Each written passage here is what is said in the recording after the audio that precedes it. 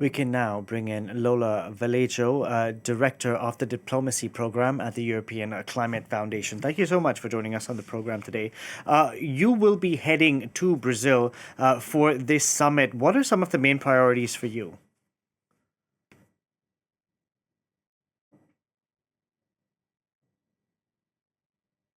We seem to be having audio difficulties with Lola. Lola, if you could try and speak once again, we'll try and fix that.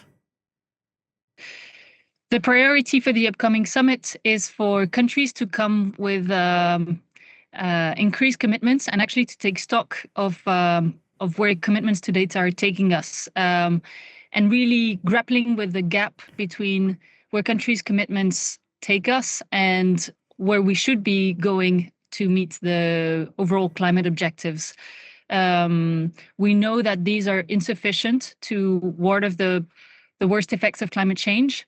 And so we'll need to come to Belém for a renewed sense of ambition and implementation, and not let the US retreat contaminate international climate action.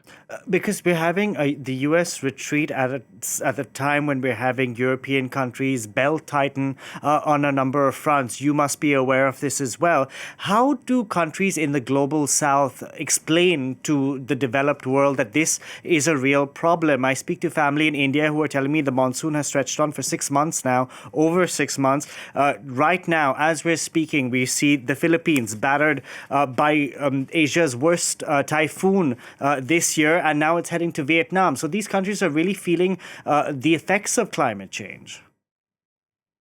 Indeed, and actually, climate change is being felt all across the world, including in Europe, which is one of the fastest warming continents on the planet. Of course, with more resources to deal with those impacts. But I think the reality of climate change is now really tangible and is being felt.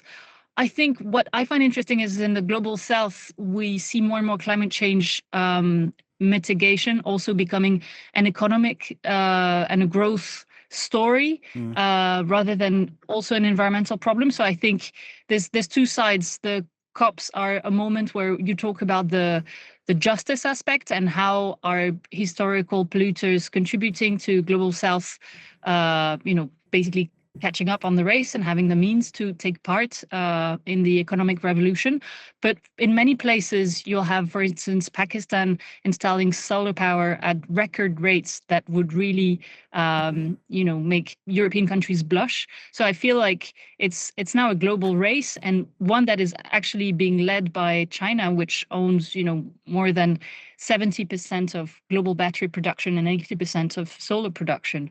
You made an interesting point that us in Europe too, we feel the effects of climate change. I mean, each month seems to be hotter than the last, and even the winter right now, it hasn't really kicked in. So Europe is feeling the pressure. The moves and pledges from European states, do they go far enough in your opinion?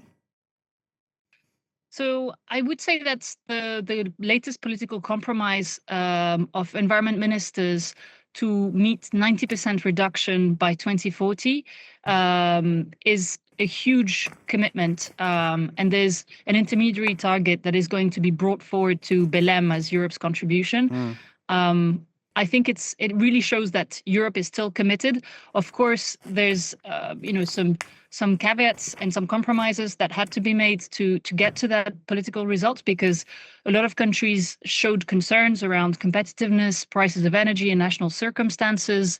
And so it will really matter how the Commission implements legislation that really allows Europe to meet this target.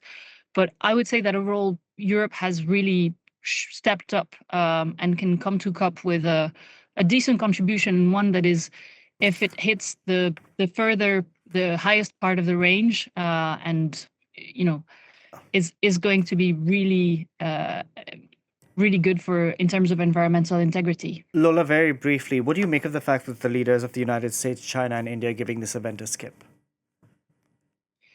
Well, it's hardly surprising for the US because it was clear that they were going to skip, COPs no matter what. And by the way, it's not impossible that he might change his mind also to play a more obstructive role, as we've seen in a range of environmental negotiations in the last few months, including in the International Maritime Organization. I think for China, there's very little international travel. By and large, we'll have to see what comes out of the Leaders Summit. But I'm confident that there will be high-level representation, including from Europe and Brazil, to show that multilateralism is still functioning, and it will be a test. Let's make no mistake there.